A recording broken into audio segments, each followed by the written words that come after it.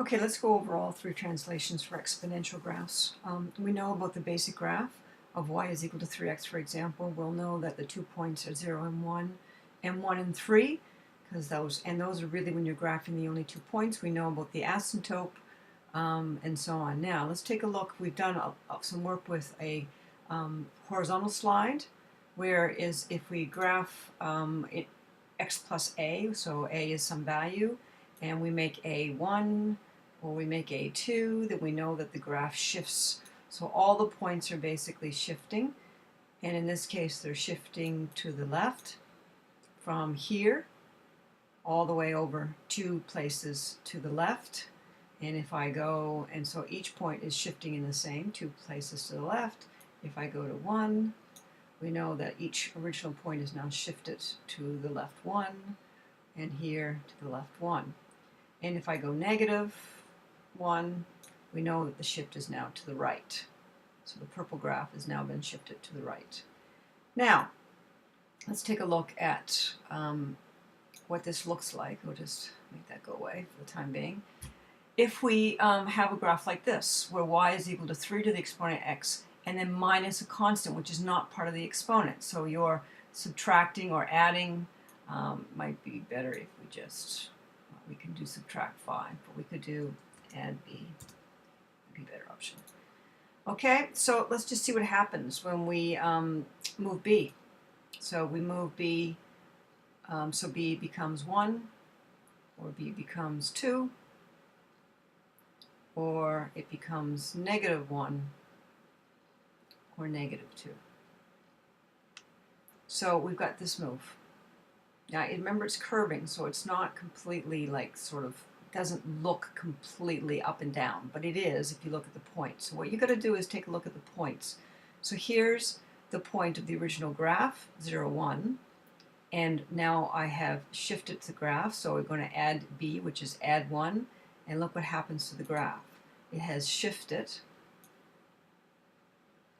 That point has shifted up 1.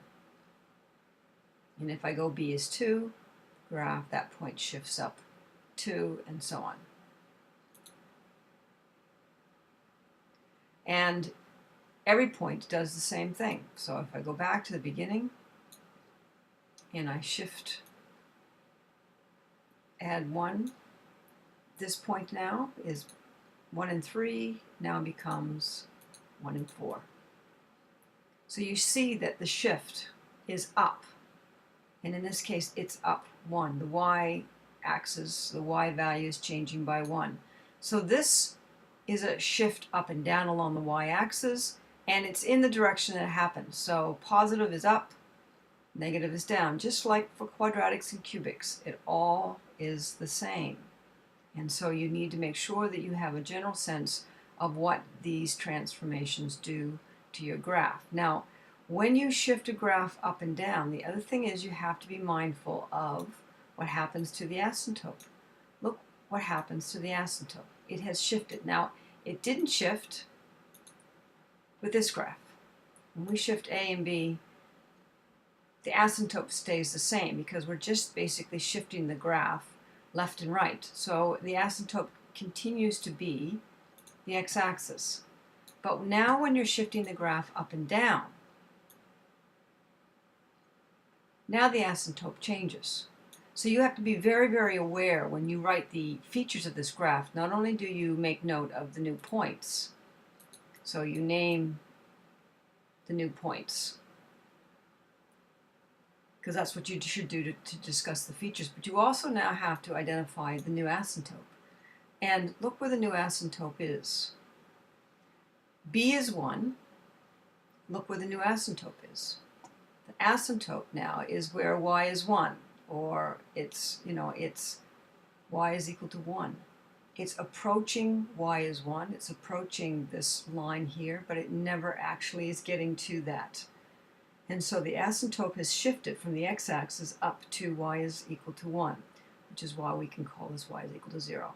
So make sure that you make note that a shift up and down will also shift the asymptote. And the shift of the asymptote is identified by the b.